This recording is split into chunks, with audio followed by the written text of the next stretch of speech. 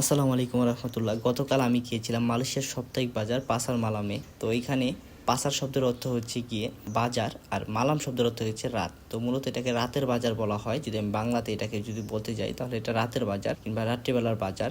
তো আপনারা যারা জানেন না তাদেরকে বলে রাখি, মালয়েশিয়াও কিন্তু বাংলাদেশের মতো সাপ্তাহিক বাজার বসে। তো এই বাজারগুলো কিন্তু খুবই সুন্দর হয়ে থাকে। তো আপনাদেরকে পরবর্তীতে ইনশাল্লাহ আমি এই সম্বন্ধে একটি বিস্তারিত বড় ভিডিও বানিয়ে জানানোর চেষ্টা করব যে বাজারে কীরকম মাল সামানো ওঠে কিংবা কীরকম দামে এগুলো বিক্রি হয় বাংলাদেশের তুলনায়, কিংবা বাংলাদেশের সাথে যদি আমি কম্পেয়ার করি তাহলে এইগুলোর দাম কেমন, অনেক বেশি না অনেক কম।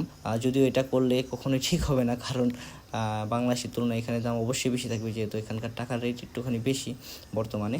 তো যাই হোক, বাজারে ঢোকার পরই আমার চোখে পড়লো যে এখানের আম, তো এখানে দেখলাম আমি আম বিক্রি করছি 3 কেজি আম 10 টাকা। তো এখানে বিভিন্ন জাতের বিভিন্ন ধরনের আম ছিল। তো আমি দেখেও লোভ সামলাতে পারলাম না, তারপর আমি চলে গেলাম আমের দোকানে যে তাদেরকে জিজ্ঞেস করলাম যে আমগুলো মিষ্টি কিনা। তো তারা আমাকে বললো যে আপনি চাইলে চেক করে দেখতে পারেন, টেস্ট করে দেখতে পারেন যে আমগুলো মিষ্টি কিনা। তারপরে আমি তাদের কাছে বললাম এবং তারা আমাকে কিছু আম কেটে দিল কয়েক পদের। তো আমি খেয়ে দেখলাম মাশাআল্লাহ, আল্লাহর রহমতে খুব ভালো মিষ্টি। তো তারপর আমি ওখান থেকে আম বাছাই করলাম, আমি সব পদের থেকে মিলিয়ে মিশিয়ে আর কি একটা করে নিলাম। তো আপনাদেরকে আমি একটা জিনিস দেখাই যে এরা কিন্তু বাংলাদেশের মতো বাজার করে, বাংলাদেশের মতো আর কি ব্যবসা করে না। যেমন বাংলাদেশের সাপ্তাহিক বাজার অধিকাংশ লোকে দিতে এরকম ডাকাডাকি করে না, ওরকম চুপচাপই থাকে। কিন্তু এরা কিন্তু প্রচুর পরিমাণ ডাকাডাকি চিল্লাচিল্লি করে, যাতে করে লোকজনকে আকৃষ্ট করা যায় তাদের দোকানের প্রতি। তো আমি আপনাদেরকে কিছু ক্লিপ দেখাই, এই ক্লিপগুলো দেখলে হয়তো আপনারা বুঝতে পারবেন যে শুনলে বুঝতে পারবেন যে তারা কি পরিমাণ ডাকাডাকি করে আর কি, তাদের ব্যবসাটাকে লোকজনকে আকৃষ্ট করার জন্য তারা কি পরিমাণ ডাকাডাকি করে। তো এই ক্লিপগুলো একবার শুনুন।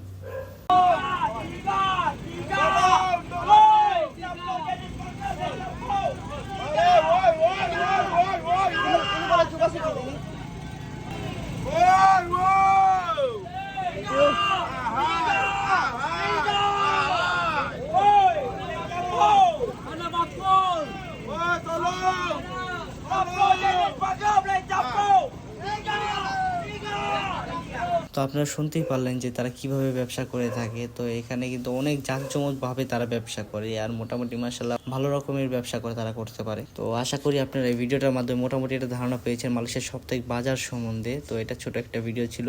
তারপর ইনশাআল্লাহ আমি পরবর্তী যদি সময় করে উঠতে পারি, সময় পাই, তাহলে আপনাদেরকে মালয়েশিয়ার বাজার সম্বন্ধে বিস্তারিত খুঁটিনাটি সব কিছু জানাবো ইনশাআল্লাহ। আজকের জন্য এই পর্যন্তই। আল্লাহ হাফেজ, ফি আমিল্লাহ। সবাই ভালো থাকবেন।